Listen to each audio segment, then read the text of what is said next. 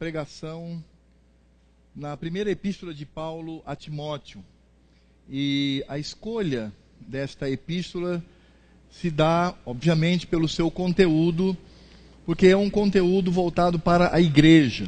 O apóstolo Paulo, ele está falando ali com um jovem pastor, e nesta orientação, porque Paulo pede para que Timóteo permaneça em Éfeso, para que ele ensinasse aquele povo, o apóstolo Paulo, ele dá algumas instruções que são muito importantes para nós. O apóstolo Paulo fala, por exemplo, assuntos como o culto, como a liderança, o ensino da palavra e aquilo que nós como igreja devemos cultivar.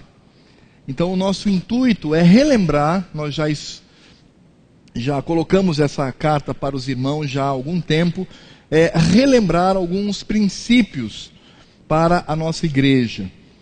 E o intuito também é para que nós tenhamos a visão real do que é uma igreja hoje do Senhor Jesus. Nós vivemos uma época que não é diferente de outras épocas, mas nós também vivemos uma época muito difícil com relação à igreja do Senhor Jesus. Nós temos uma influência pouco positiva do movimento evangélico no Brasil, do evangelicalismo brasileiro, e nós precisamos, de alguma forma, entender como que as Escrituras, elas nos ensinam com relação à igreja, como a igreja ela deve funcionar aqui na terra. Eu quero convidá-lo a abrir a palavra do Senhor em 1 Timóteo capítulo 1, e eu quero fazer a leitura do verso 3 até o verso número 20. 1 Timóteo, capítulo 1, faremos a leitura do verso 3 até o verso número 20. E diz assim a palavra do Senhor: Quando eu estava de viagem rumo da Macedônia, te roguei que permanecesses ainda em Éfeso, para admoestares a certas pessoas, a fim de que não ensinem outra doutrina, nem se ocupem com fábulas e genealogias sem fim, que antes promovem discussões do que o serviço de Deus na fé. Ora, o intuito da presente admoestação visa ao amor, que procede de coração puro, e de consciência boa, e de fé sem hipocrisia. Desviando-se algumas pessoas destas coisas, perderam-se em loquacidade frívola, pretendendo passar por mestres da lei, não compreendendo todavia nem o que dizem, nem os assuntos sobre os quais fazem ousadas asseverações. Sabemos, porém, que a lei é boa, se alguém dela se utiliza de modo legítimo, tendo em vista que não se promulga a lei para quem é justo, mas para transgressores e rebeldes, irreverentes e pecadores, ímpios e profanos, parricidas e matricidas, homicidas, impuros, sodomitas, raptores de homens, mentirosos, perjuros, e para tudo quanto se opõe à sã doutrina, segundo o evangelho da glória do Deus bendito, do qual fui encarregado. Sou grato para com aquele que me fortaleceu, Cristo Jesus, nosso Senhor, que me considerou fiel, designando-me para o ministério. A mim, que noutro tempo era blasfemo e perseguidor e insolente, mas obtive misericórdia, pois o fiz na ignorância, na incredulidade.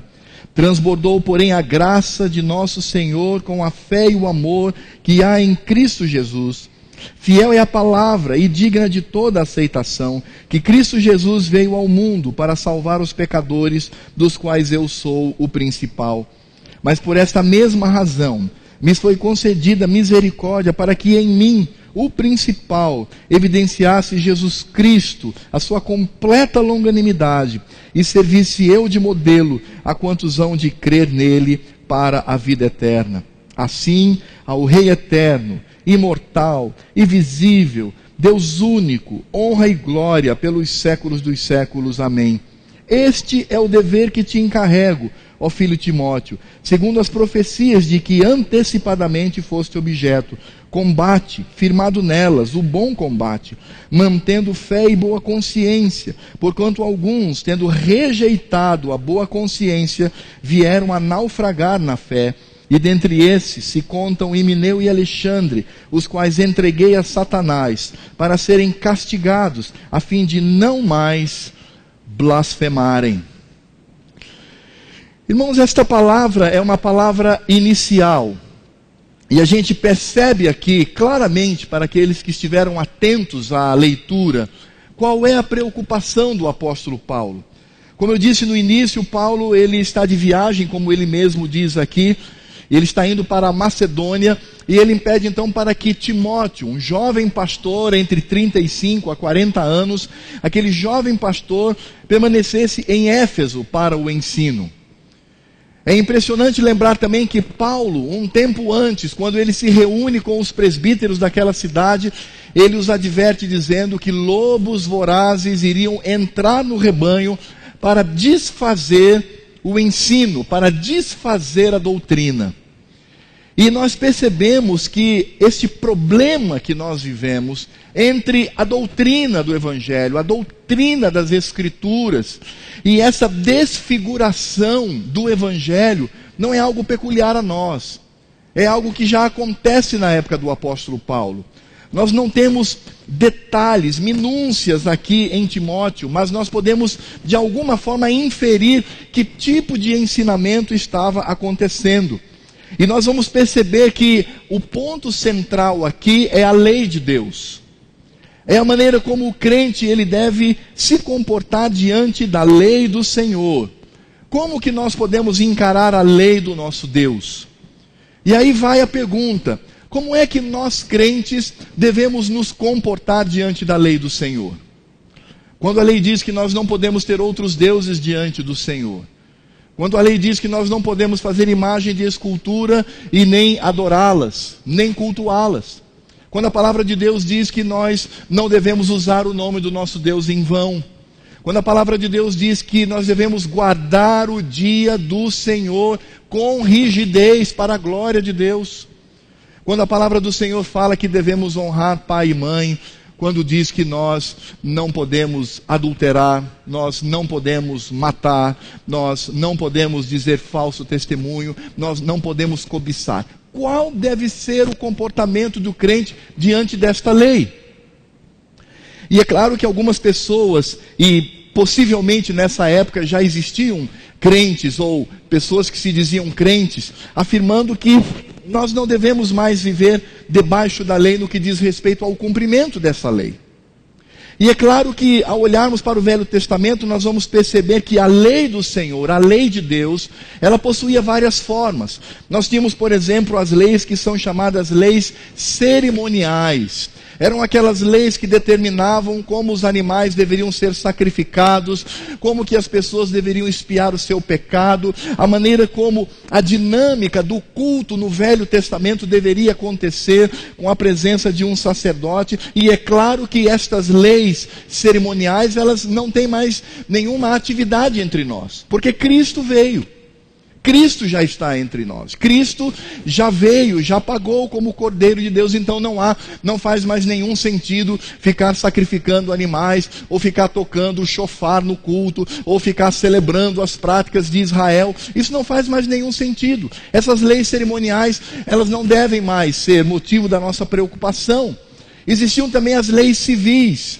As leis que diziam como o criminoso deveria ser tratado, como as pessoas deveriam ser tratadas pelas autoridades, a maneira como deveríamos lidar com o casamento, com o adultério, com o roubo, com o assassinato.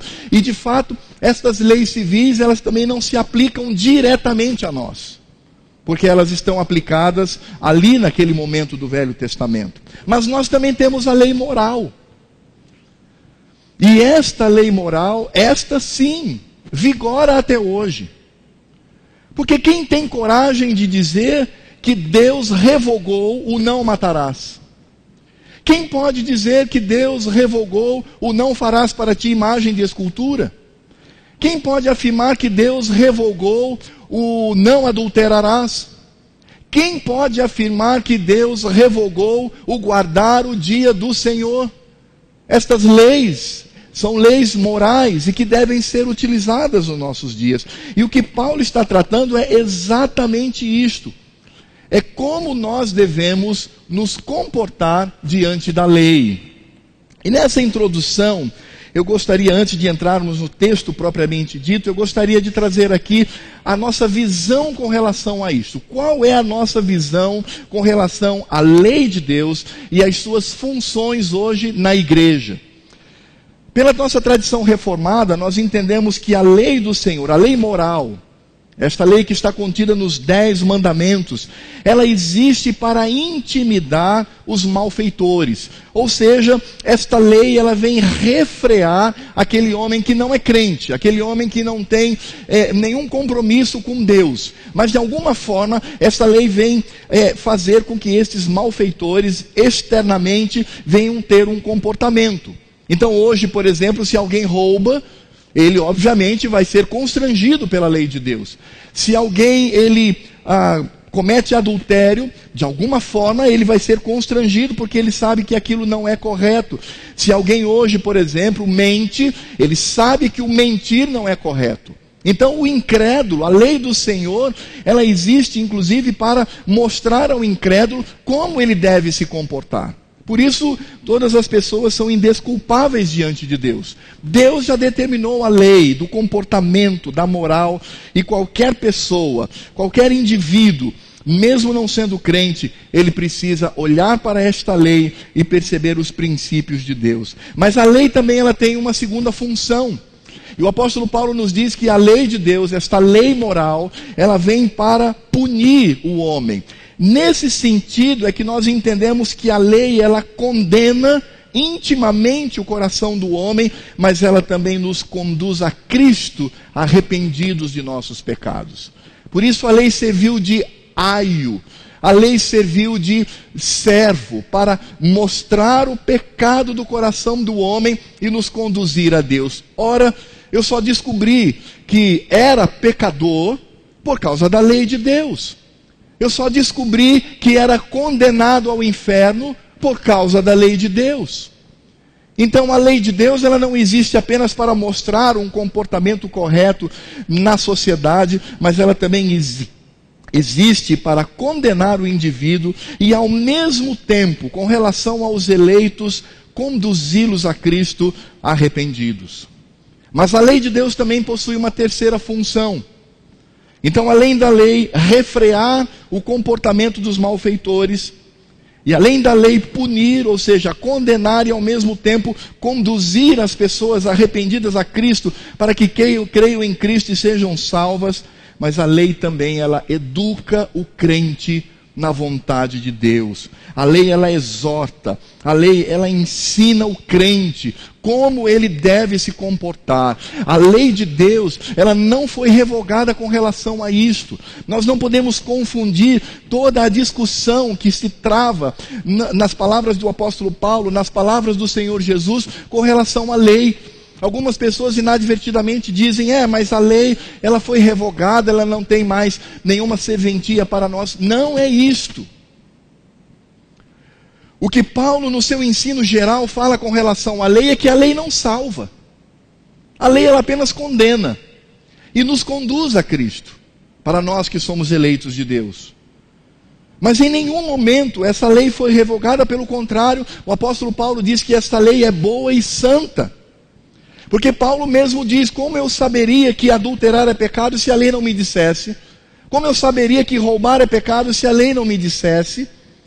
Então a lei ela também é aplicada aos crentes, não para a salvação, porque nós somos salvos pela graça mediante a fé. Isso não vem de nós, é dom de Deus. A própria fé é concedida por Deus, não por obras da lei, para que ninguém se glorie. Ninguém pode ser salvo pelo cumprimento da lei. As pessoas só podem ser salvas pela obra gratuita, graciosa, amorosa de Cristo. Mas o apóstolo Paulo lá mesmo diz, pois somos feitura dele, criados em Cristo Jesus para as boas obras. Isto significa dizer que nós precisamos olhar para a lei de Deus com um olhar diferenciado do que nós temos ouvido aí em termos de pregação. Aliás, eu acredito que todo crente que ama a Deus, essa afirmação que eu vou fazer é importante. Todo crente que ama a Deus deve decorar os 10 mandamentos. Porque esta é a vontade de Deus. Devemos ter a lei na nossa mente e no nosso coração, mas precisamos também demonstrar ao Senhor a importância. E parece que o apóstolo Paulo, agora sim, vamos para o nosso texto, depois dessa introdução mostrando o que é a lei de Deus lá no Velho Testamento e no Novo Testamento, nós entendemos que o apóstolo Paulo parece tratar destas características. Ele vai mostrar que a lei de fato ela intimida o malfeitor, ela condena e conduz a Cristo os eleitos, e ela também educa, ela exorta, ela ensina internamente o crente em como ele deve se comportar. E nesse sentido, o apóstolo Paulo vai demonstrar, do verso 3 ao verso 11, como nós devemos utilizar a lei de Deus.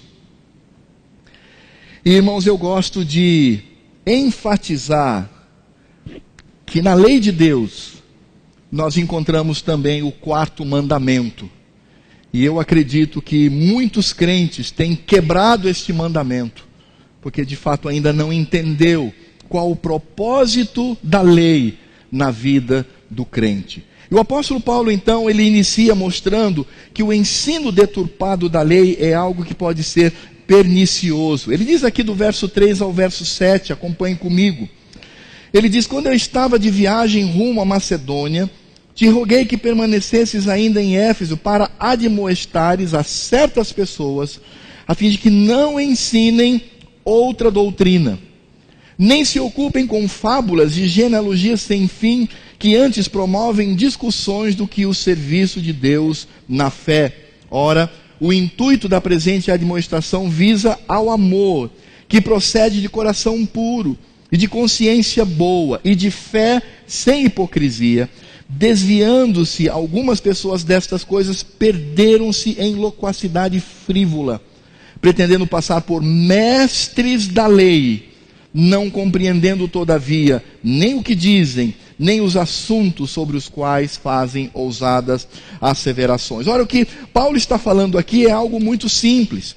Ele está dizendo que existiam pessoas naquela época que se diziam instrutores da lei, eram pregadores da palavra, eram pregadores eloquentes, mas o que eles ensinavam era um ensino que contradizia a doutrina do Evangelho.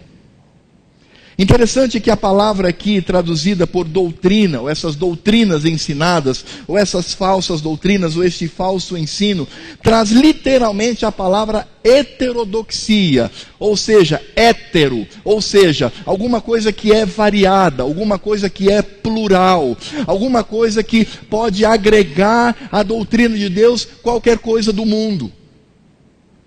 Em outras palavras, estas pessoas, o que elas faziam? Elas pegavam a palavra de Deus, elas até partiam da palavra de Deus, elas se diziam pregadoras da palavra do Senhor, mas quando eles pregavam, começavam a desfigurar a mensagem de Cristo.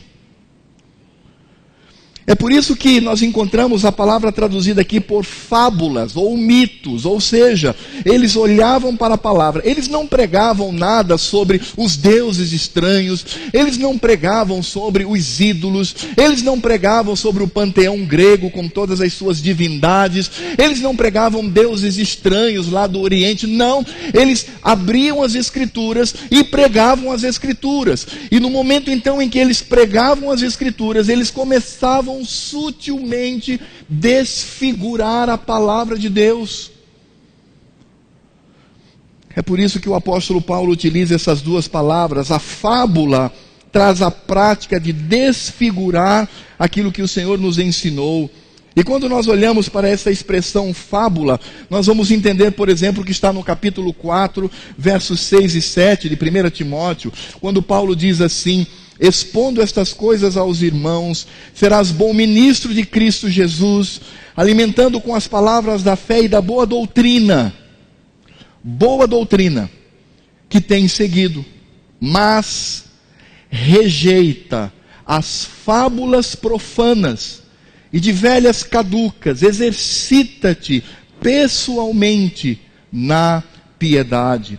Em Tito capítulo 1, nós vamos perceber aqui nos versos 13 e 14, quando Paulo diz: tal testemunha é exato, portanto repreende-os severamente, para que sejam sadios na fé, e não se ocupem com fábulas judaicas, nem com mandamentos de homens, desviados da verdade. E nós entendemos também o que diz em 2 Timóteo capítulo 4, versos 3 e 4, quando ele diz: pois haverá tempo em que não suportarão a sã doutrina. Olha essa expressão de Paulo, veja que coisa séria, que coisa importante, irmãos. Nós precisamos estar atentos e alertas com relação a isso. Ele diz: pois haverá tempo em que não suportarão a sã doutrina. Quem não vai suportar a sã doutrina? Os frequentadores de igreja, os evangélicos, aqueles que se dizem portadores da verdade. Eles não vão aguentar a sã doutrina. A sã doutrina para eles vai ser muito pesada, muito arcaica, muito radical. E aí o apóstolo Paulo diz: pelo contrário. Aí o que vão fazer essas pessoas nas igrejas? Cercar-se-ão de mestres, segundo as suas próprias cobiças, segundo os seus desejos, segundo aquilo que o coração quer. E é claro que o apóstolo Paulo, ao utilizar a palavra cobiça, ele está se referindo ao desejo do pecado. Mascarar o pecado é colocar chantilly sobre esse pecado, fazer com que ele fique degustável e interessante, como que sentindo coceira nos ouvidos. E aí diz: e se recusarão a dar ouvidos à verdade, entregando-se às fábulas. Irmãos, nós vivemos hoje tempos diferentes deste aqui? Não. O que são fábulas? Entenda bem isso, meu amado. Fábula é quando alguém parte das Escrituras. Ele abre as Escrituras. Ele abre a palavra de Deus. Mas no decorrer da pregação, ele vai deturpando a verdade de Deus, favorecendo a cobiça, o pecado, o desejo pernicioso.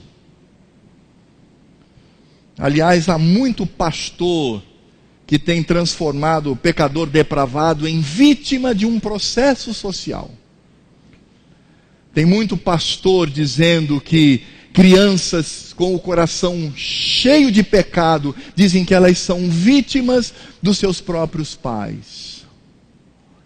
Existem pregadores dizendo que nós não devemos mais, em nome da graça, do amor, da misericórdia, nós não precisamos mais desta rigidez. Pelo contrário, nós devemos extravasar, porque afinal de contas Deus é um grande Papai Noel que despacha constantemente a sua conivência com o pecado, aceitando-nos da maneira como nós somos. E aí há pessoas que estão em adultério e frequentam a igreja sem problema, pessoas que fornicam e estão frequentando a igreja, há pessoas que mentem e frequentam a igreja sem problema, há pessoas que têm cometido pecados e não têm tratado desses pecados e frequentam a igreja do Senhor Jesus. Porque estas pessoas estão embasadas no mito que é a desfiguração da palavra de Deus e as genealogias. A ideia dessas genealogias eram genealogias místicas, que os judeus gostavam muito de fazer, trazendo um misticismo que não era do Evangelho, ou seja, humanizando o Evangelho do Senhor através de um misticismo humano e pecaminoso. Ou seja, o que essas pessoas faziam? Desfiguravam a palavra de Deus e humanizavam a palavra de Deus com um misticismo que não vinha do Evangelho. E o apóstolo Paulo, ele detecta isto. Na verdade, como diz Paulo, essas pessoas, elas queriam apenas polemizar. Elas queriam criar polêmicas, colocar em xeque o ensino apostólico. Essas pessoas diziam assim, fazendo obviamente uma paródia negativa das palavras do Senhor Jesus. Ele diz: olha, vocês têm ouvido da igreja isso, mas eu vos digo que não é assim, é diferente. E nós temos visto tantas asneiras, tantas bizarrices, tanta estranheza, e há pessoas que ainda estão mancomunadas a ela, porque de fato estes movimentos, eles estão como que afagando o nosso coração. Eu me lembro quando um missionário da Jocum, ele foi pregar sobre pecado e ele disse a brutal heresia, porque de fato essas pessoas, infelizmente, eles se desvirtuaram da fé. Eles disseram que o crente pode atingir o estado diante de Deus de impecabilidade, ou seja, num estado tal de santidade que ele não peca mais e ele se iguala a Deus na sua santidade. Você deve dizer: mas ele disse isto? Disse, com a Bíblia aberta, como um missionário. E muitos jovens e adolescentes embarcando neste ensino que desfigura o Evangelho e humaniza aquilo que é divino. Por isso o apóstolo Paulo, ele faz uma ironia aqui. Eles querem se passar por mestres da lei, ou seja, eles querem ensinar a lei, mas na verdade o que eles estão ensinando é uma doutrina heterodoxa, uma doutrina plural, uma doutrina que agrega os princípios do mundo, fazendo com que as pessoas elas saiam do eixo da lei de Deus, elas comecem a trazer confusão na sua mente com relação ao ensino da lei de Deus. Por isso Paulo diz que estas pessoas, elas se perdem em loquacidade frívola. Isso significa que eles falam tão bem, eles falam de forma tão contundente, eles falam de forma que nos convence das suas heresias, mas eles se perdem nisso. Na verdade o que eles estão trazendo é polêmica, eles estão trazendo discussões sem nenhum sentido, eles estão colocando em xeque o ensino puro, o fundamento que é o Evangelho de Cristo. E como diz o apóstolo Paulo, estes tais se desviaram do uso correto da lei. Não é isso que ele diz no verso 6? Ele diz: desviando-se algumas pessoas destas coisas, perderam-se em loquacidade frívola. E, irmãos, o apóstolo Paulo nos traz um alerta aqui, mais uma vez, para que nós estejamos fundamentados na lei de Deus, precisamos conhecê-la. Eu me lembro, acredito que a segunda vez, porque a primeira vez que eu fui aos Estados Unidos eu não dirigi, mas a segunda vez eu já dirigia carro. E eu me lembro que estava dirigindo lá, num dos estados norte-americanos, e eu parava então com o sinal vermelho do lado direito da pista e os motoristas buzinando o tempo todo atrás de mim. E eu dizia: mas esses norte-americanos não sabem que o sinal está vermelho e que, enfim, eu não posso avançar. E as pessoas me chamavam dos mais belos nomes que vocês possam imaginar em inglês, porque eles buzinavam e pediam para eu sair, e eu ficava firme lá. Depois de um bom tempo, eu descobri que na cultura daquele país existe a mão direita livre. Mesmo que o sinal esteja vermelho, se você vai dobrar e não vem nenhum carro, você pode fazê-lo.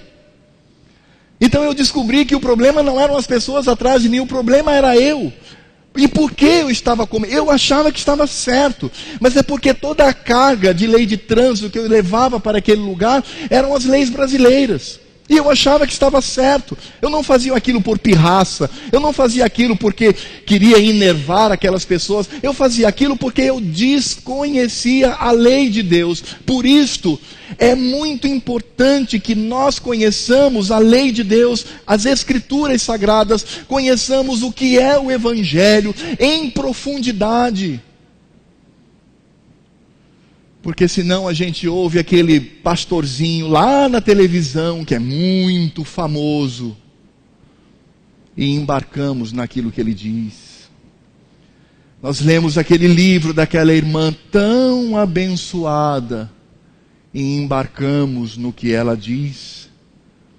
nós começamos a fazer amizade com aquele crente tão piedoso e embarcamos nas heresias que ele diz, porque nós não conhecemos a lei de Deus. O que foi que Jesus disse para aqueles saduceus? Vocês erram, porque vocês não conhecem as Escrituras e nem o poder de Deus.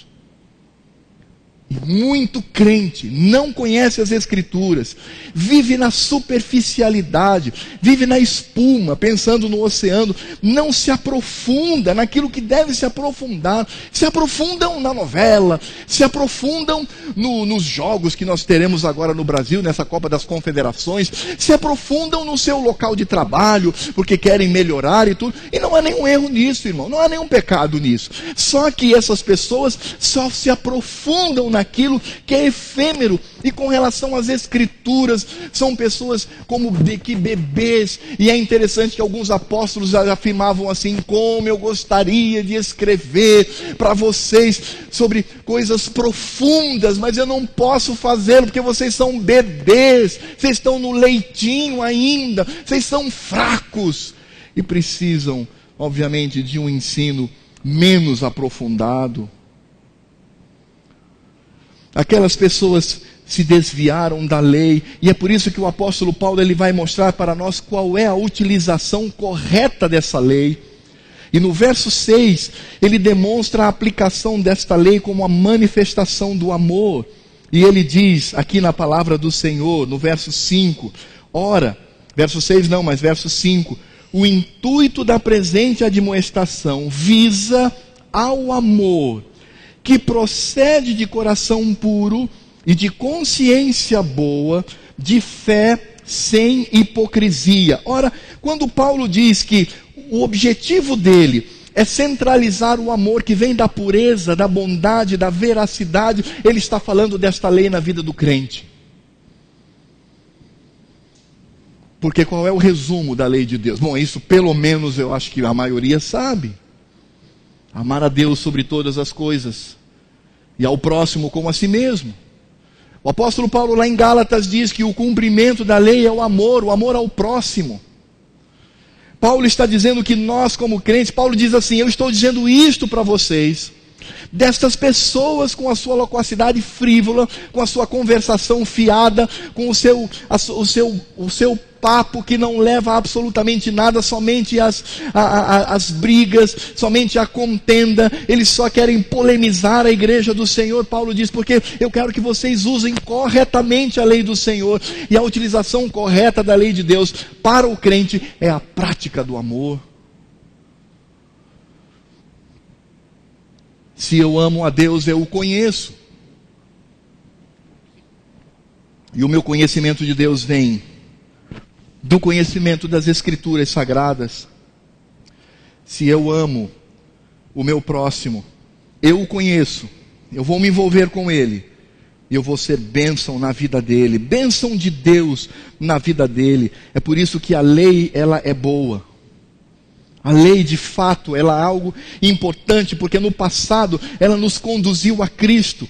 É impressionante, irmãos, porque o argumento de Paulo é exatamente esse. A lei no passado, para os eleitos do Senhor, nos tomou pela mão e disse: você é pecador, você merece o inferno, você é depravado, você não vale nada, mas eu vou conduzi-lo a Cristo. E a lei nos conduz ao Senhor.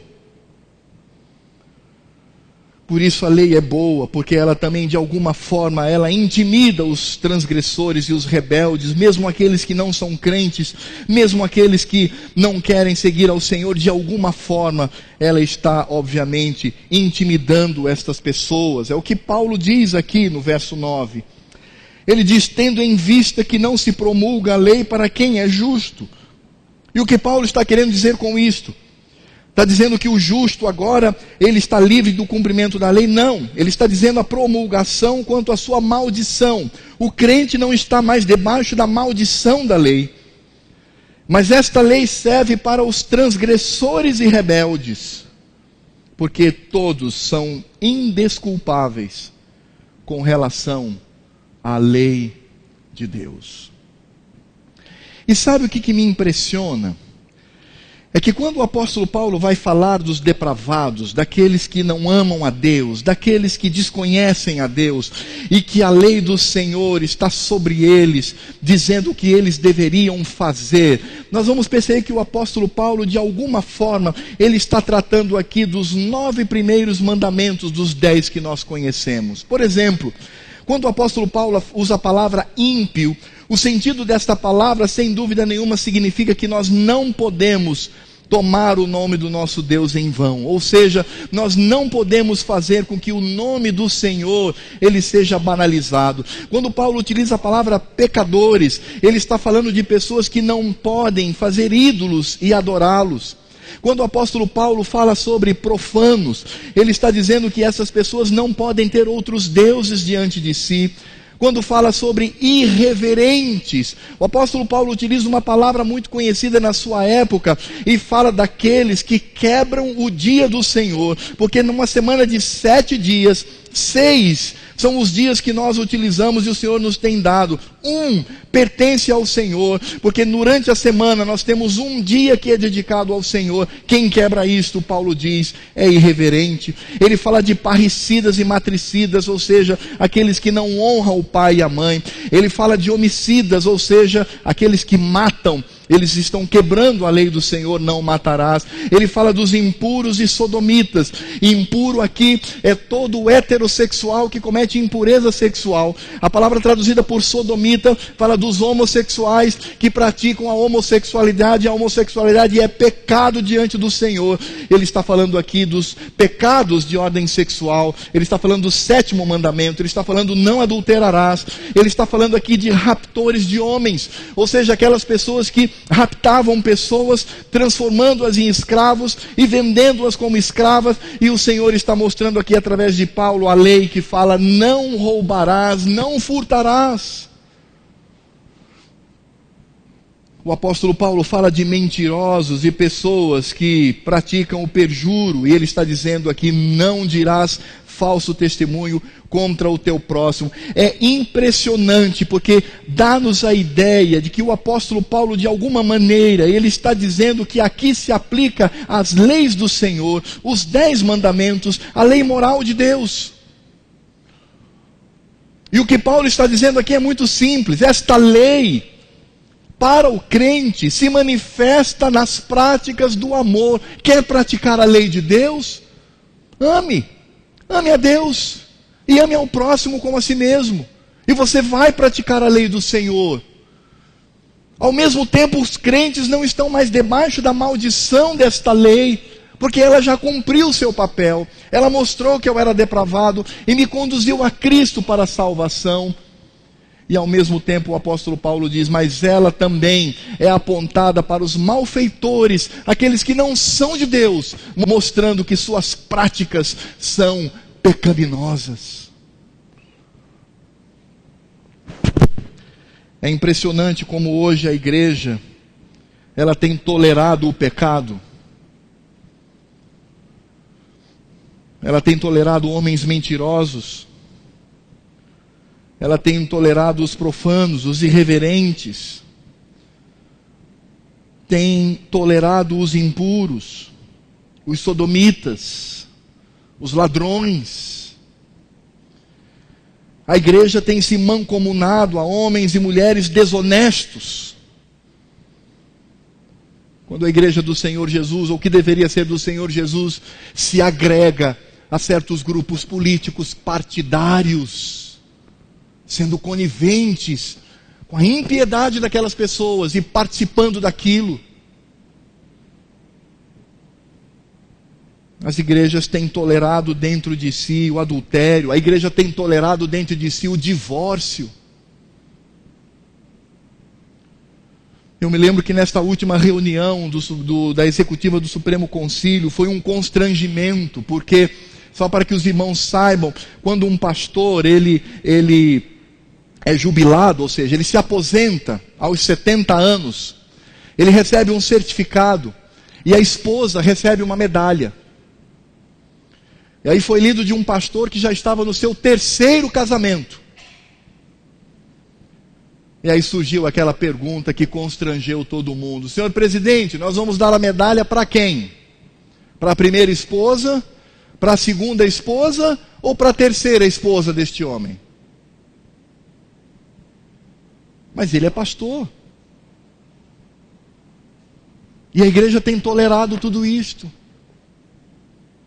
Porque a igreja não tem os seus olhos voltados para a prática da lei do Senhor. E a prática da lei do Senhor não é legalismo, não é fundamentalismo que destrói, mas é a manifestação do amor. Eu amo ao meu Deus e eu amo ao meu próximo, para que possamos, de todas as maneiras, seguir aquilo que o Senhor diz.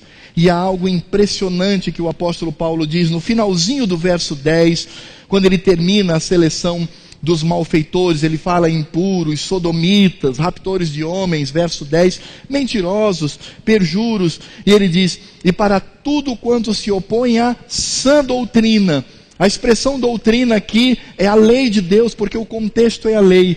Aí ele diz no verso 11: esta sã doutrina, segundo o evangelho da glória do Deus bendito, do qual fui encarregado. E o que nos chama a atenção é que o apóstolo Paulo, de forma muito clara, ele diz: infringir a lei moral de Deus é infringir o evangelho. Contradizer a lei de Deus é contradizer o evangelho. Porque a lei na vida do crente é o amor, mas não é o amor piegas, não é a paixão humana, é amar com consciência ao nosso Deus, obedecê-lo na íntegra e amar ao nosso próximo como nós nos amamos. Por isso Paulo diz claramente, eles estão contradizendo a doutrina do Evangelho, porque eles estão contradizendo a lei do Senhor.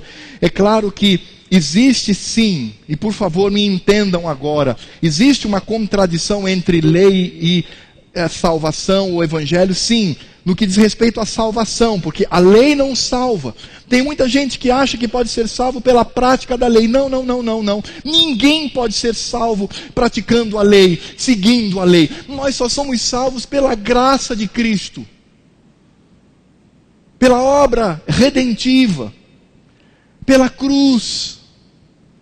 Todavia, o crente que não ama a lei moral de Deus e não a cumpre, ela pode ser comparada àquelas pessoas que são malfeitoras e que não amam a Deus. Porque como eu posso dizer que amo a Deus se eu não amo ao meu próximo e não aplico sobre ele os princípios? Como eu posso dizer que amo a Deus se eu coloco em seu lugar outras divindades na minha vida? Eu estou erigindo ídolos, eu estou constantemente utilizando o nome de Deus de forma desrespeitosa.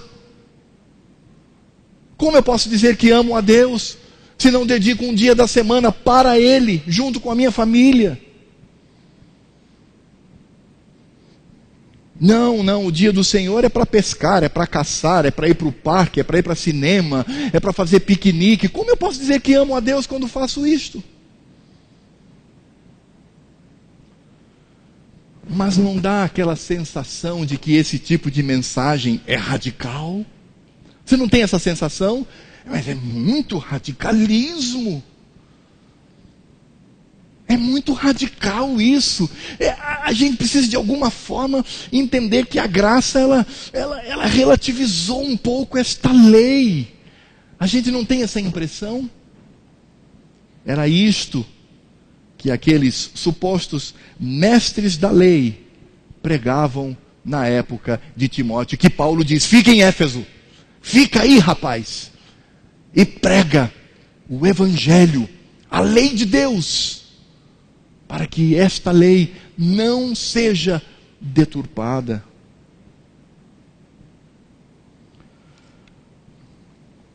Nós precisamos entender, irmãos, qual é o papel da lei de Deus na minha vida. E é impressionante porque o apóstolo Paulo, ele vai utilizar o exemplo da sua própria vida. Ele vai falar da maneira como Deus, de forma graciosa, Ele agiu. E eu quero apenas ler estes versos, que vai do 12 ao 17.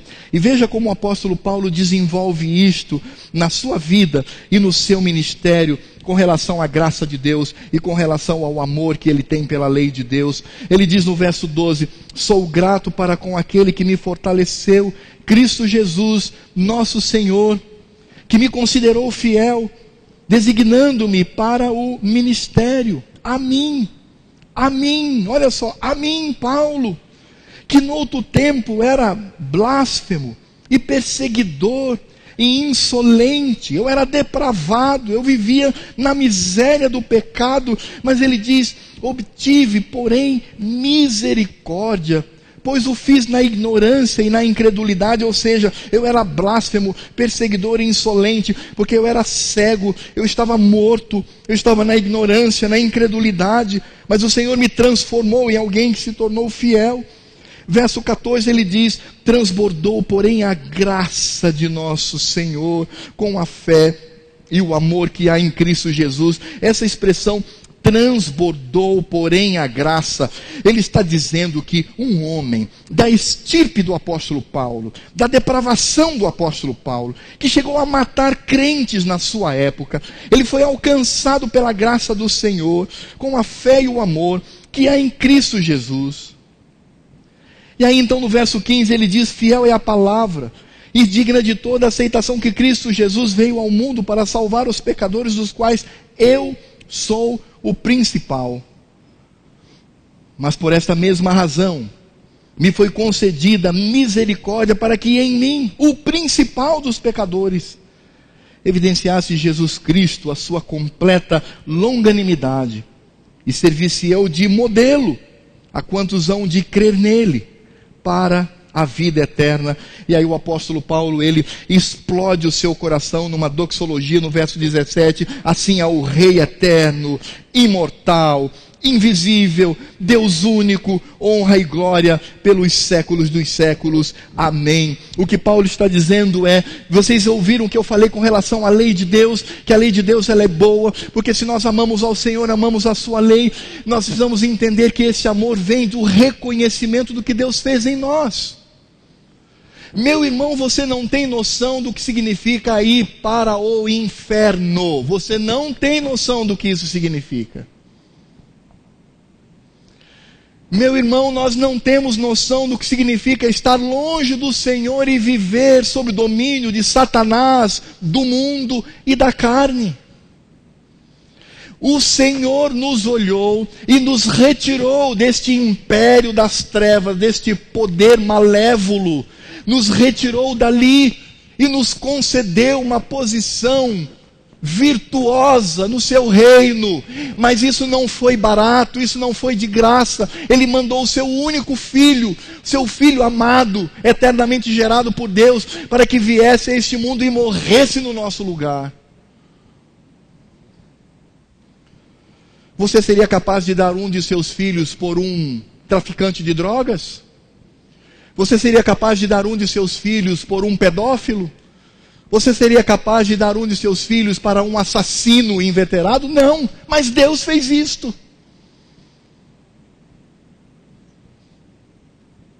É por isso que nós devemos amar ao Senhor e a sua lei. Porque precisamos reconhecer a dimensão da graça, do amor, da misericórdia de Deus sobre a minha vida.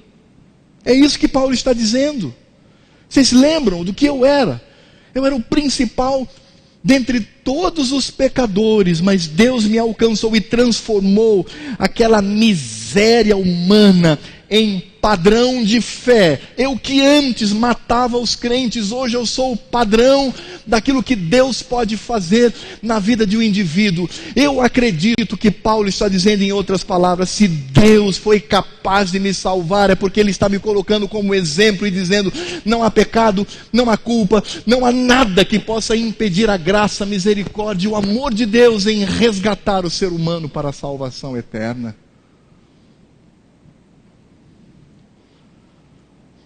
E nós deveríamos dizer: Senhor, muito obrigado por isto. E é exatamente nesse contexto que o apóstolo Paulo adverte Timóteo, na sua conclusão, quando ele diz no verso 18: este é o dever que te encarrego, ó filho Timóteo. Veja tudo isso que eu estou dizendo. a utilização correta da lei de Deus, e o que estas pessoas estão fazendo, deturpando a lei do Senhor. Ele diz: faça isto segundo as profecias de que antecipadamente foste objeto. Nós não sabemos exatamente o que significam estas profecias, não sabemos a quem ela foi concedida. Mas nós temos uma pista no capítulo 4, verso 14, que essas profecias sobre a vida de Timóteo aconteceu no momento da sua ordenação.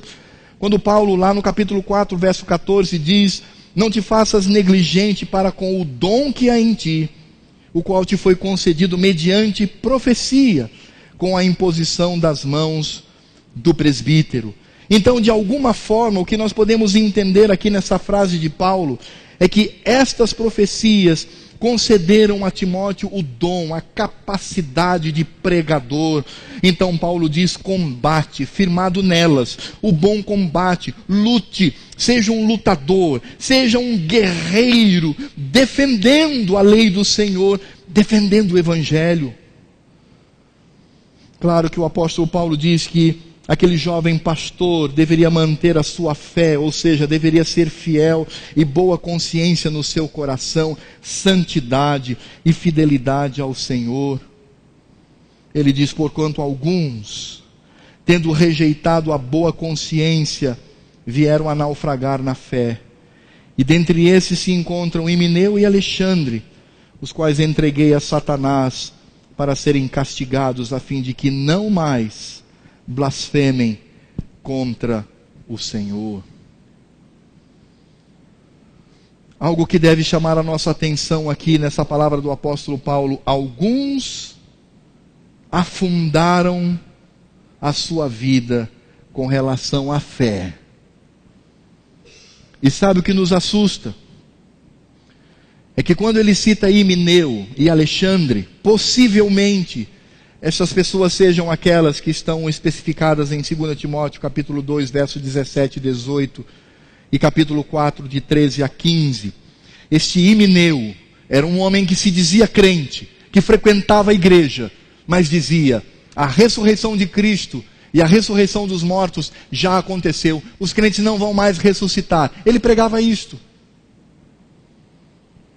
Este Alexandre, se for o latoeiro, ele trouxe males a Paulo e a sua pregação. Eram homens que confrontavam o Evangelho, a lei de Deus. Eles, com a sua vida, com o seu comportamento e com as suas palavras, deturpavam a sã doutrina. Paulo chega ao ponto de dizer: eu entreguei a Satanás, para que não blasfemem mais contra o Senhor. Eu fico pensando, se Paulo fosse vivo hoje, ele teria que passar 24 horas lançando vidas a Satanás. Porque o que a gente vê de pregadores que deturpam a palavra de Deus, o apóstolo Paulo não era conivente com estas pessoas, mas ele sabia exatamente o que deveria ser feito.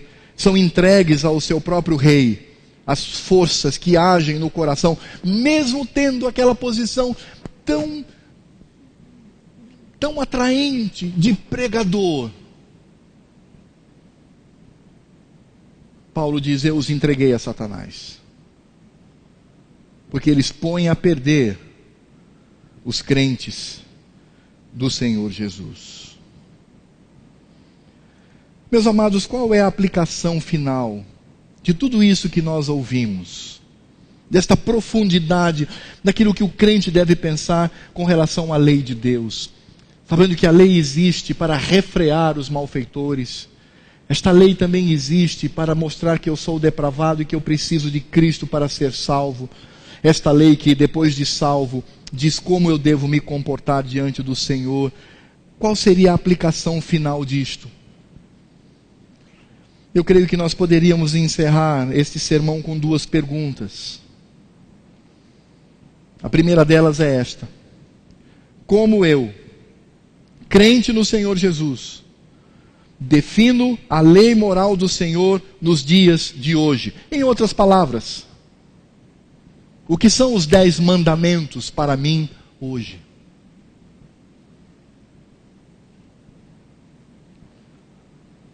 E o que me impressiona é que a palavra de Deus, por mais de uma vez, diz: quem quebra um mandamento, quebra todos.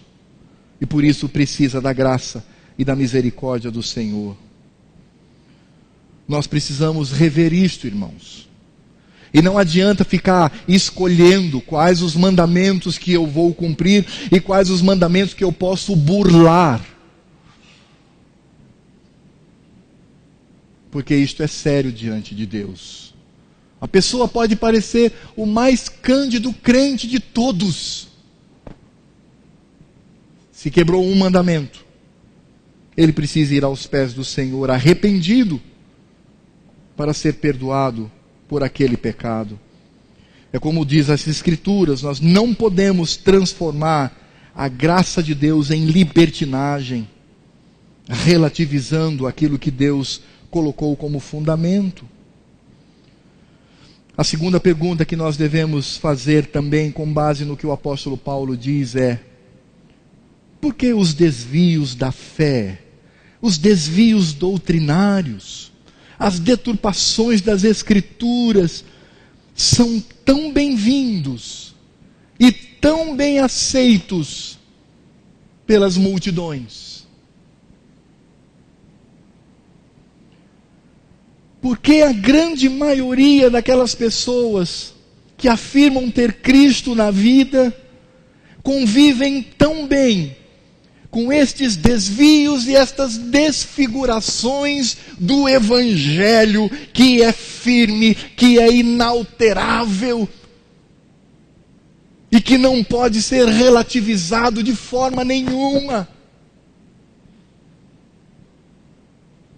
Porque a palavra do Senhor nos diz: quem aumentar um tio ou uma vírgula desta palavra, os açoites serão multiplicados.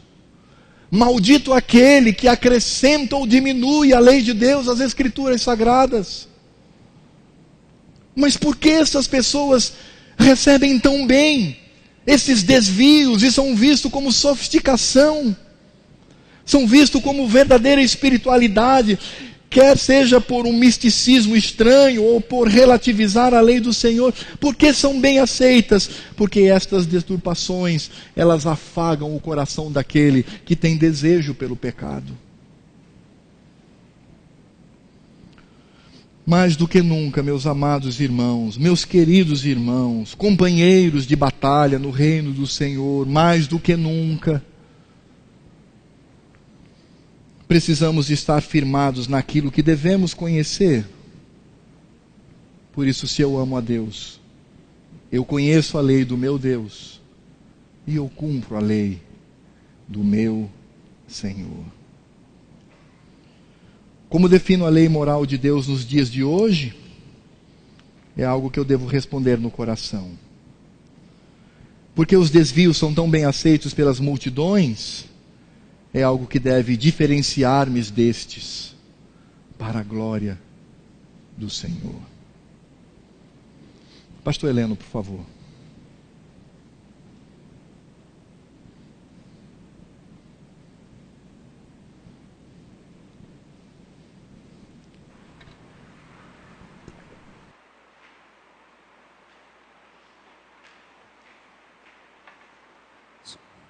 Oremos ao Senhor. Deus bendito, nós te agradecemos porque a tua lei, ela é graça para nós. A tua lei, ela é perfeita. A tua lei é a manifestação da tua misericórdia para conosco. Para com aqueles que, até mesmo para com aqueles que insistem em não temer o Senhor. Ela serve para manter a vida em ordem no mundo que o Senhor criou. E para aqueles que reconhecem o Senhor como Deus verdadeiro, como Deus soberano sobre suas vidas, elas conhecem também como o Senhor quer ser adorado, cultuado, através de vidas que se comprometem contigo. Por isso que ela tem esse caráter gracioso, porque sem a lei nós jamais conheceríamos o teu amor, a tua bondade. e ela nos aponta para Cristo. Obrigado, Senhor, porque através do testemunho do apóstolo Paulo nós encontramos também essa misericórdia em ação. Ele que outrora era um homem não temente ao Senhor, um homem que praticava males por desconhecer o Senhor, mas encontrou a misericórdia do Senhor e passou a viver de acordo com essa lei do Senhor. Senhor, tem misericórdia de nós, porque nós vivemos num mundo tão conturbado, tão cheio de pessoas que têm deturpado essa lei do Senhor, têm deturpado a sã doutrina, que têm invertido o padrão do Senhor, transformando-o em padrão de homem, em padrão mortal. Pessoas que têm usado a Tua palavra de maneira indevida, de maneira errônea, e que têm levado tantas pessoas ao caminho da perdição, tal qual fizeram Alexandre, Himeneu e tantos outros. Tem misericórdia, Senhor Deus, e nos preserva sãos diante do Senhor. Que observemos a Tua palavra e que possamos dizer o que ela é luz para o nosso caminho. Que possamos amar a Tua lei de todo o nosso coração e vivenciá-la onde quer que estejamos, Pai. Na nossa casa, no nosso trabalho, na nossa vida como um todo, Senhor. Por isso, tem misericórdia de nós, Pai. E tem misericórdia daqueles